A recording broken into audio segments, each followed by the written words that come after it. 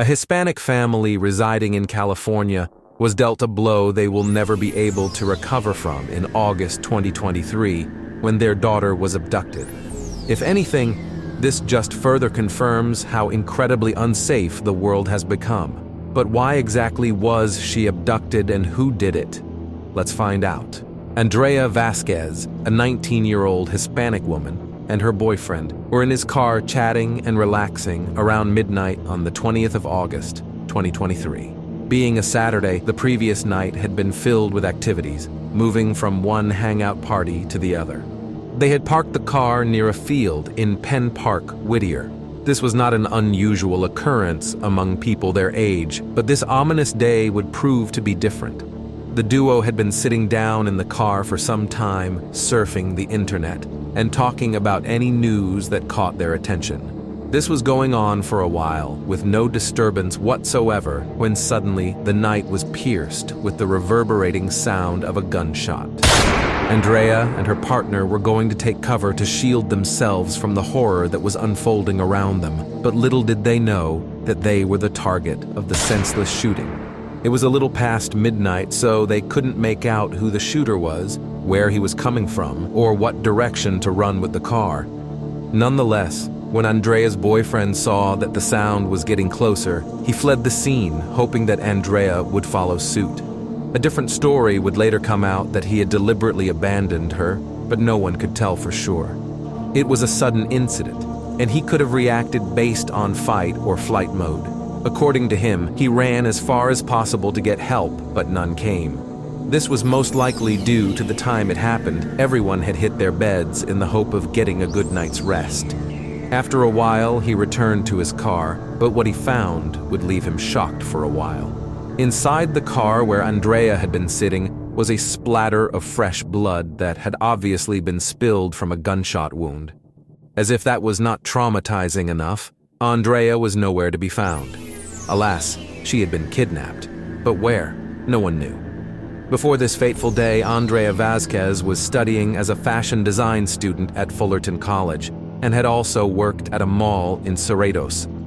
Seeing this, Andrea's boyfriend knew he had to seek real help this time, and the first thing he did was to call Andrea's family to narrate the unfortunate incident to them. As could be expected, they couldn't believe their ears at first, but that soon gave way to shock and distress.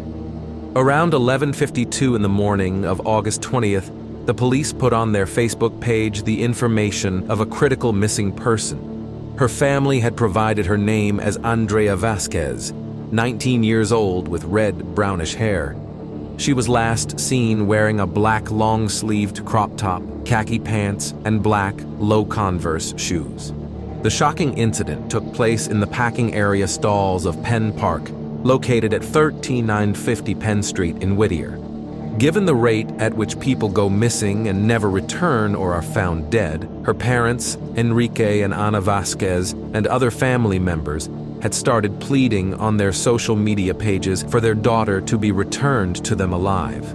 The father especially made a promise not to ask any questions or press charges against whoever was responsible for abducting her precious daughter. All they wanted was for the girl to be returned to them alive and unharmed. But sadly, the matter had already passed this stage. While waiting for the police to do their job, they embarked on their search, deploying the only resources at their disposal, which was their smartphone. Andrea's sister tried using her phone to trace Andrea's phone, and it was tracked down to Route 60, a city called Moreno Valley, early on Sunday morning.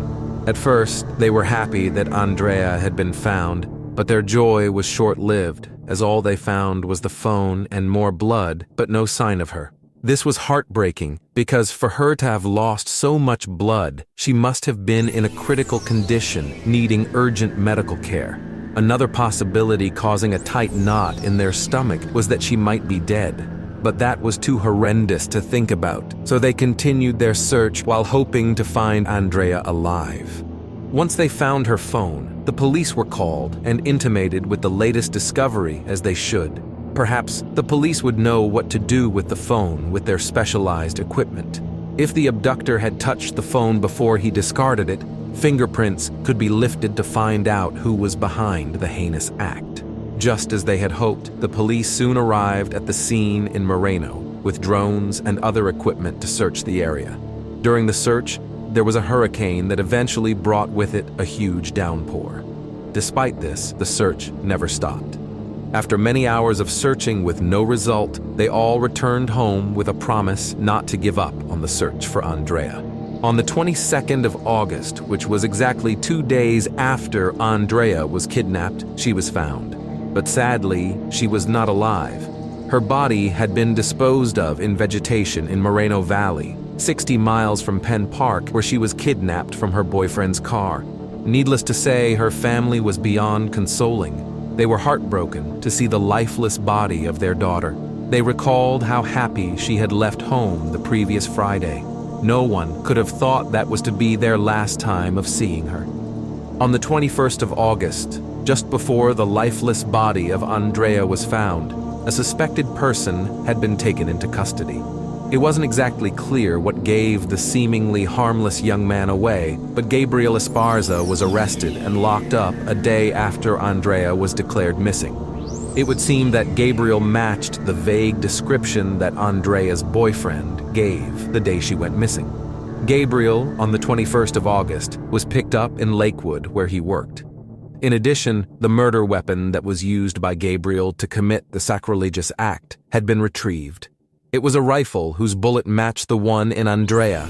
That was not all. The car that he used in moving her after shooting her, a white Toyota Tacoma truck, was also recovered.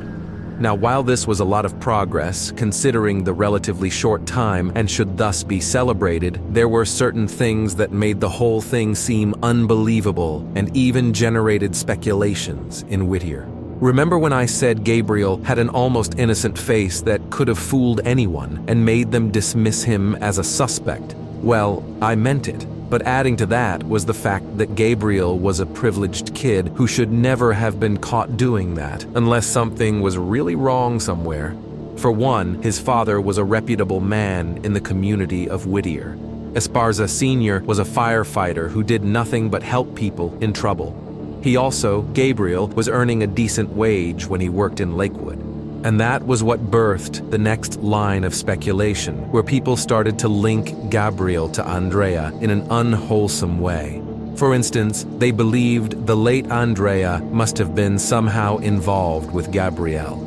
Perhaps they had been lovers before she jilted him for her current boyfriend. If that were true, it could have been an uncontrolled jealousy that festered into the bitterness that made Gabriel shoot her before abducting her. For people who had no clue of what the real issue was and were only given to speculations, their theory was plausible, except they were not in any way close to the truth. During the interrogation, however, Gabriel shed enough light on the issue, and the truth, no matter how many times one listened to it, will always send a chill down the spine. Contrary to the popular possibility that Andrea might be an estranged lover, hence the targeted shooting, the incident was nothing short of a random shooting. Gabriel confirmed that he had never met Andrea, so they could not have been involved in any way. What this meant was that Gabriel had no one in mind when he was loading up the murder weapon. It could in fact have been anyone but Andrea, who was sitting in the car with her boyfriend, had just happened to be the victim. When Gabriel was asked what his intention was for moving Andrea, who had obviously been wounded from Penn Park in Whittier to Moreno, he answered that after shooting her, it occurred to him that he could get some sexual pleasure from her. He also said he had tried to get some oral pleasure and oral copulation. It was a sick, twisted fantasy, but his effort had been in futility, as Andrea had become limp and near death from the gunshot wound. Following his confession, Gabriel was arraigned in Los Angeles County, where the Vasquez family was only one seat apart from an Esparza family. There, he was slammed with 7 different charges. 1 count of murder, 1 count of premeditated attempted murder, and 1 count of kidnapping, harming, and attempting to sexually violate Andrea. Surprisingly, Gabriel pleaded not guilty with all laid down for him. Perhaps he was trying to evade or postpone his punishment. His attorney had something to say to this, though. He said Gabriel was pretty shocked and shaken up, hence the reason for pleading not guilty. The court session was sad to watch, but Gabriel pleading not guilty after confessing to the crime must be an understatement of the century. In the end, the hearing was adjourned to another day, while Gabriel will continue to be held without the possibility of bail.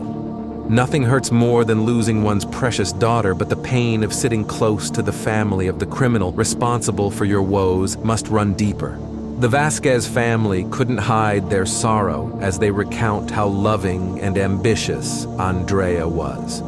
She had enrolled in Fullerton College as a fashion student because she loved fashion, and as a result, they had made many plans for her after graduation. But now, none of those plans would come to fruition. Furthermore, they couldn't help but think about how much pain and discomfort Andrea must have suffered on that one-hour trip from Penn Park to Moreno.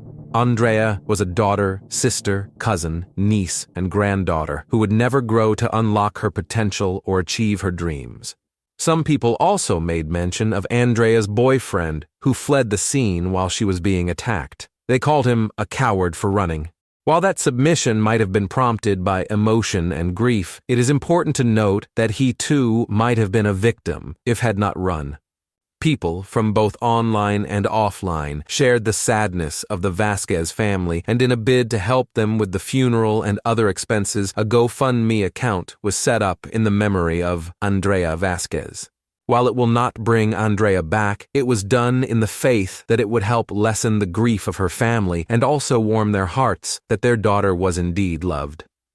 If you enjoyed this video, do well to like and press the subscribe button so you don't miss out on other videos like this.